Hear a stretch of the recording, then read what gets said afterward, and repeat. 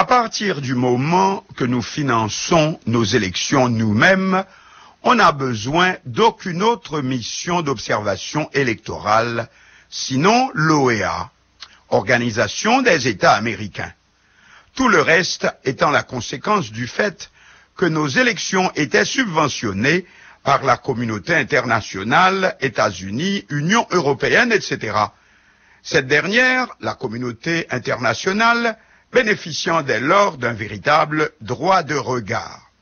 Mais puisque les élections du 9 octobre prochain sont financièrement une affaire totalement haïtienne et que l'Organisation des États américains, l'OEA, a donné l'assurance qu'elle en fera l'observation,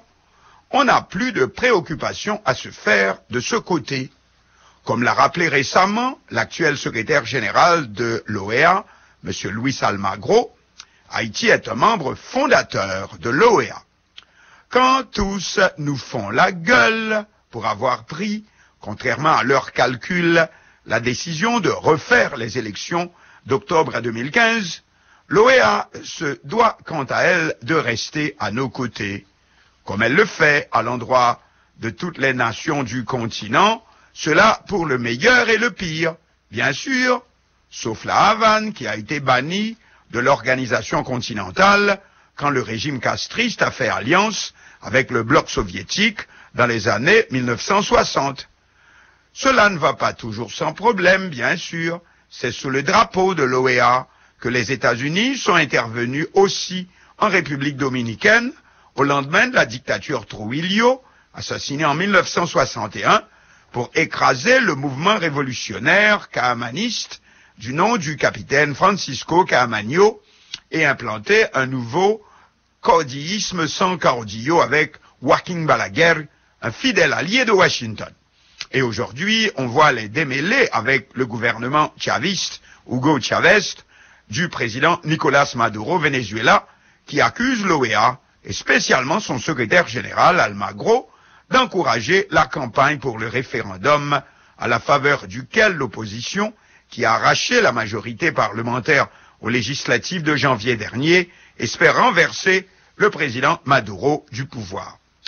Toujours est-il qu'on ne peut prétendre à des élections démocratiques sans des observateurs. Et au plan international, eh bien c'est l'OEA, l'organisation continentale, qui est la plus indiquée à cette tâche, nous concernant, aussi bien que l'Union européenne l'est pour les pays européens membres de cette fédération.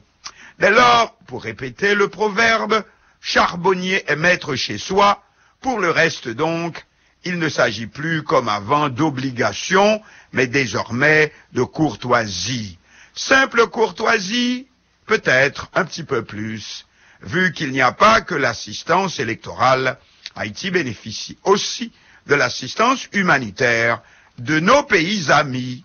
Mais il est important de souligner que sur le plan électoral, les choses ont changé, et raison pour laquelle les rapports ne peuvent plus être les mêmes.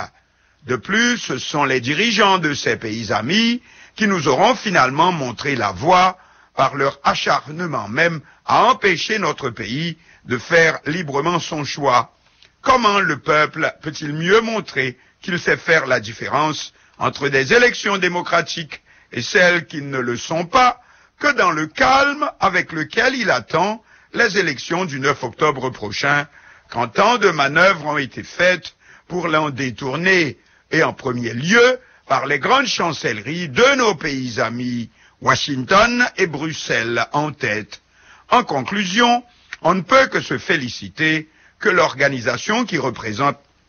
la seule obligation pour nous, vu que c'est elle qui est habilitée à constituer l'œil et l'oreille des deux Amériques, toutes les fois qu'il s'agit d'élections démocratiques, que l'OEA ait déjà pris ses dispositions pour déployer une mission d'observation lors de nos prochaines présidentielles et législatives partielles, en y ajoutant des recommandations qui ne peuvent et ne doivent que encourager les organisateurs de ces joutes à faire encore mieux. Recommandations telles que une meilleure préparation des membres de bureaux de vote, des centres de vote plus petits pour en faciliter la sécurité, poster des instructions dans le bureau de vote, aussi bien pour leurs membres que pour les électeurs, adopter un système statistique qui permette de communiquer les résultats à la population en moins de 10 jours, établir des procédures